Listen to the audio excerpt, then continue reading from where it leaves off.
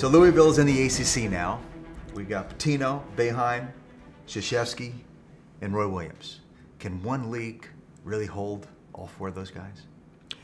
Well, I think the nice thing about all four of us is we really don't get too carried away with ourselves. We were at the stage of our life where we realize why we win and why we lose, that the players dictate how good we are. So we're not at a stage in our careers where we think we're doing anything special.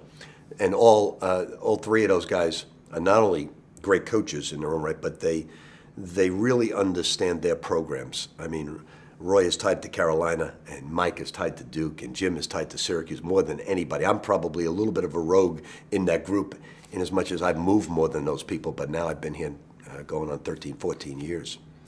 What are your thoughts about playing in the ACC finally after all these years? You know, I'm a Big East fan, always will be a Big East fan. I make no bones about that because the tournament was held in Madison Square Garden where I grew up in New York City. That being said, it's no longer the Big East anymore like the old days. It's still a Big East, a new Big East. So now we have the best of both worlds. We have Syracuse, Pittsburgh, Notre Dame, and Louisville going from the Big East to the ACC, making it a mega conference, along with the great traditions of North Carolina and Duke and NC State and Wake. And for me personally, to go into Clemson, to go to Florida State, to go to Duke, these are places I've never traveled before as a coach, even though I've been in this industry for 40 years. I've never seen a game at Duke. Is that right? Yeah, I've never. So, and I've heard so much about it. I'm not saying I'm looking forward to it, but it is exciting. You can look forward to it. What's the worst that can happen? Yeah, I've had worse. Now, to mention Jim Boeheim, and every time I sit down with you for one of these long interviews, I always ask you to tell the story because I can't get enough of it, because there are not that many people who can say that they spent their wedding night with Jim Boeheim. Yeah, I was without a job, and so, you know, people said, why would you spend your wedding night? He had to go recruiting the next day. He couldn't get out of it. The only time he could meet was that night. And my wife had been together since sophomore, junior year in high school, so it was no big deal. So, it's your wedding night. It's a big deal. Well, she opened up the envelopes. An Italian wedding, you have a lot of envelopes. Okay. So she spent time. And I spent 4 hours with Jim. I was on my way to Hawaii through Las Vegas. And he had just gotten hired at Syracuse, right? He was. He was a long-time assistant. He wanted to play.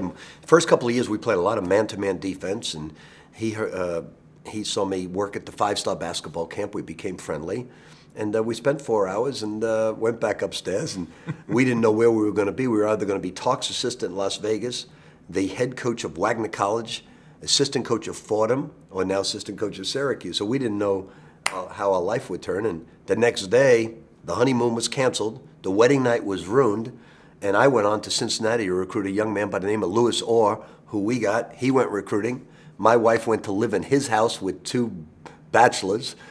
She cleaned and cooked for the 2 bachelors while I went recruiting. And so, she's thinking, what did I get myself into? But it was great because it was a great start for me to be his assistant coach.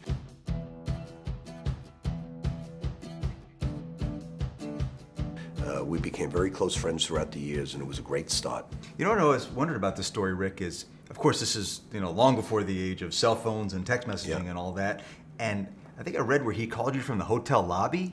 Like, how did he know what hotel that you were in? Well, Howard Garfinkel told him from the five-star camp that he's staying at this hotel and he was coming over. And you know, the other thing interesting, back then you roomed with the head coach on the road. And Jim is a fascinating guy because he would either read or sit at the edge of the bed and watch old movies all night while you were trying to sleep in the other bed. And he would sit there until 2, 3, 4 in the morning watching old movies. And he's a very interesting man away from basketball.